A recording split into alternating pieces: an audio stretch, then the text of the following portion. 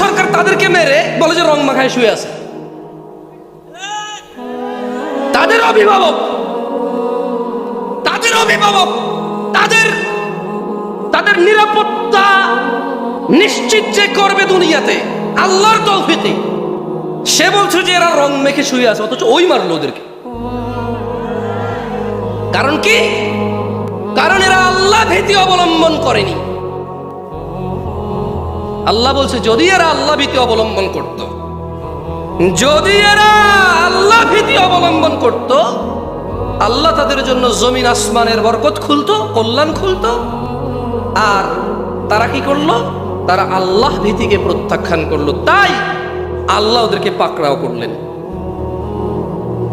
আজকে যারা শেভকারী আছো, বেনামাজি আছো, প্রেমিক আছো, জানাকারী, মদখোর, নেশাগ্রস্ত, গান বাজনায় উদাসীনতায় মত্ত আছো, তোমাদের বলি, তোমরা যদি তুমি যদি আল্লাহ ভীতি অবলম্বন করো, আপনি যদি করেন আল্লাহ ভীতি অবলম্বন, আল্লাহ সবার জন্য না করলেও শুধু আপনার জন্য, আপনি যে আল্লাহ ভীতি করবেন, আল্লাহ আপনার জন্য আল্লাহ ভীতি থাকলে আসমান আর জমিনের বরকত খুলে দেবে। যেখানে যাবেন শুধু কল্যাণ। এটাকে আমাদের আঞ্চলিকতা বলে মাড়ি ধরলে হুনা হয়ে যায়।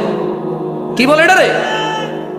আবার আরেকজনের কিতা কয় তো হুনা ধরলে রাং হয়ে যায়। রাং শুদ্ধ ভাষা কি আমি জানি না, এটা আমার আম্মা চাচি জেঠিদেরকে বলতে শুনছি যে হাতের কিচ্ছু তো মাটি ধরলে হুনা হয়ে যায়, মানে যেদিকে যায় শুধু অবাগা দুর্বাগা।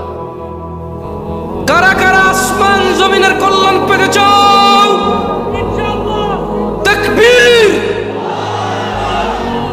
তাহলে কি করা লাগবে? আল্লাহ ভীতি। কি করা লাগবে? প্রকাশ্যে অপরাধ করবা, প্রকাশ্যে অপরাধ করিও। তোমার যে যে অপরাধগুলি আছে তা থেকে মুক্ত থাকো, সাক্ষী বানায় না এগুলার। আল্লাহ তাআলা আমাদেরকে বরকত দিক। আজকে উপস্থিত যারা হয়েছেন, আয়োজক আপনাদের ধোঁকা দিয়েছে। সে বলেছে 10:30 পর্যন্ত মাহফিল চলবে।